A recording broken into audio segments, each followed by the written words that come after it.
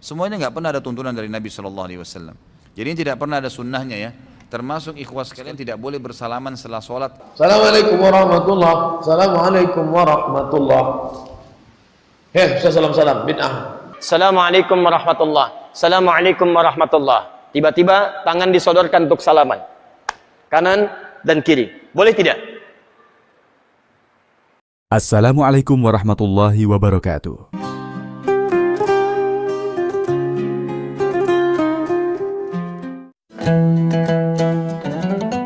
Banyak dari kita yang terbiasa salaman setelah sholat berjamaah. Tapi, sebagian orang mempertanyakan, apakah ini sunnah, bid'ah, atau hanya sekadar tradisi baik?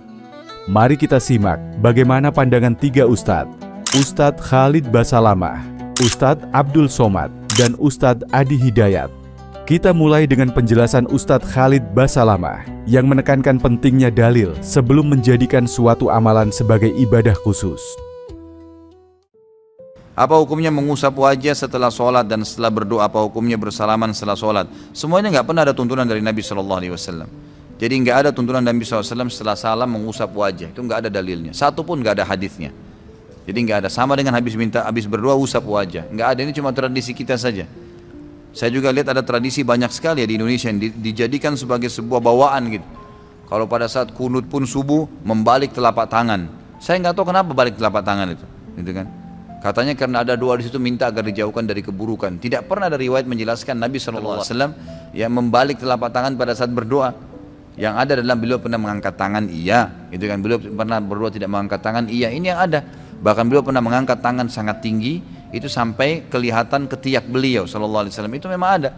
Hadis-hadis sahih semuanya. Tapi kalau dibalik telapak tangan nggak ada. Ini aneh-aneh ini. Ya, jadi tidak boleh dibuat. Gitu. Jadi ini tidak pernah ada sunnahnya ya. Termasuk ikhwas sekalian tidak boleh bersalaman setelah sholat kalau dijadwalkan itu, dianggap bagian paket dengan sholat berjamaah.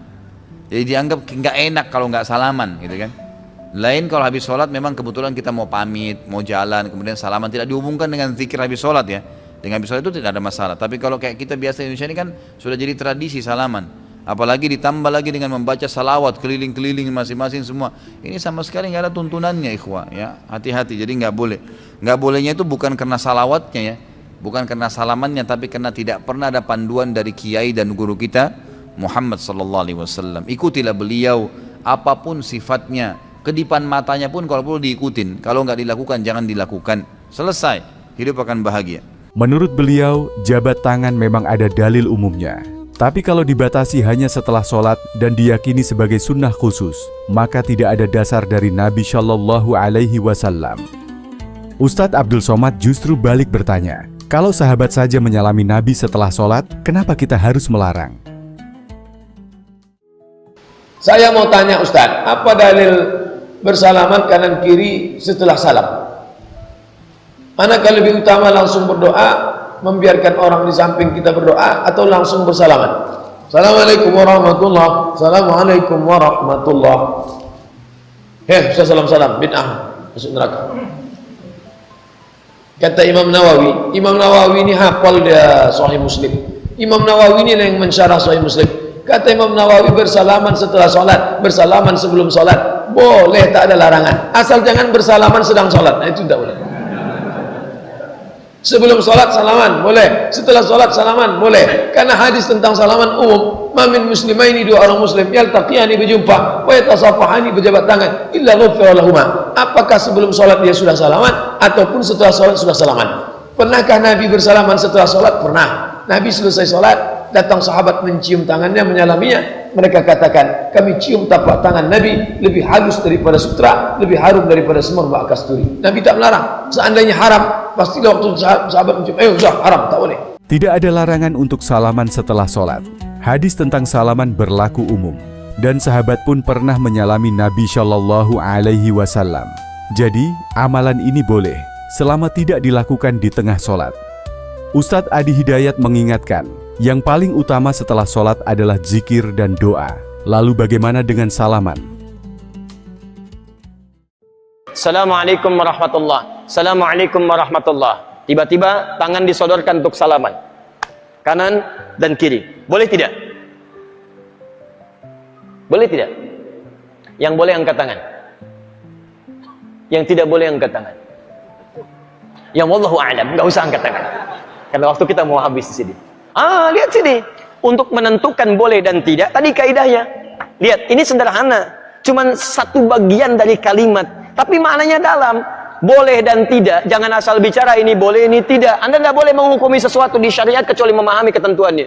Apa landasannya? Mana dalilnya untuk menentukan boleh? Anda tidak paham dalil, jangan bicara hukum.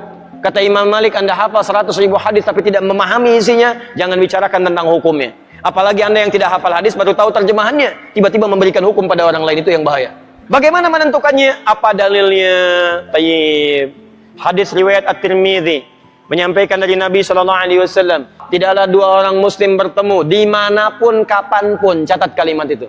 Dimanapun kapanpun, mau di dalam masjid, mau di luar masjid, mau di kantor, mau di rumah, kapanpun dalam kondisi yang dibenarkan, mau setelah sholat, mau di luar sholat, yang dibenarkan, karena di dalam sholat gak mungkin, maka diampuni dosa-dosa yang pernah melekat pada keduanya. Pada keduanya. Itu begitu belum lepas ini, digugurkan dosa-dosa yang pernah melekat di antara keduanya. Sekarang persoalannya, Assalamualaikum warahmatullahi. Assalamualaikum warahmatullah. Tiba-tiba salaman. Tek kanan, tek kiri. Dalilnya ada yang tadi. Karena hadis tadi tidak membatasi. Mau ba'da salat, mau di luar masjid, mau jadi dari salat, yang penting salaman. Boleh tidak?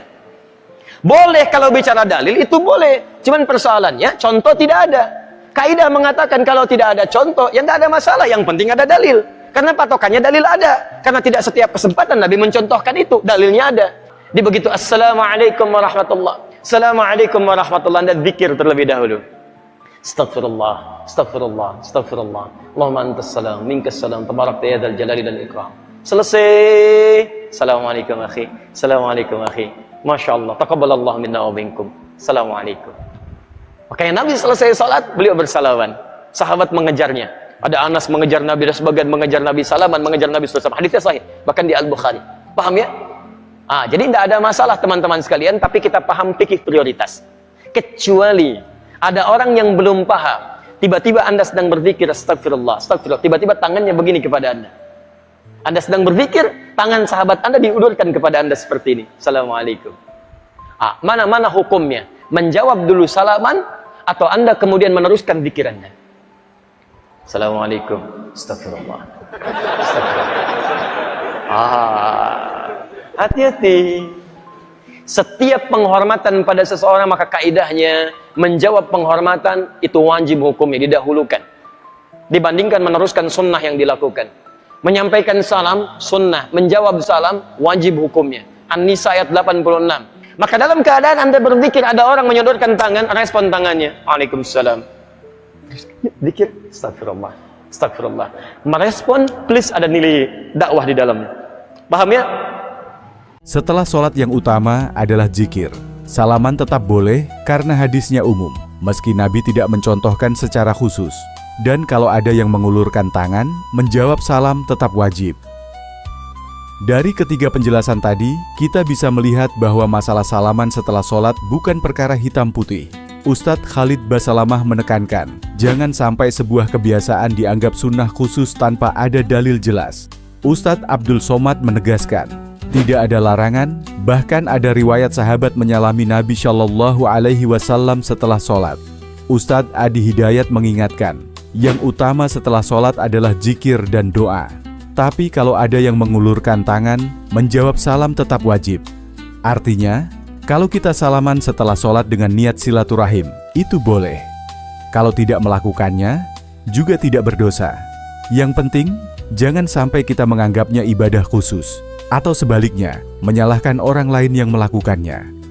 Perbedaan pandangan ini menunjukkan keluasan Islam dan bagaimana para ulama memahaminya dari sudut dalil dan fikih yang berbeda. Sikap kita adalah saling menghormati, tidak gampang menyalahkan, dan tetap menjaga ukhuwah. Semoga dengan memahami ini, ibadah kita makin tenang dan hati kita lapang dalam menghadapi perbedaan. Wassalamualaikum warahmatullahi wabarakatuh.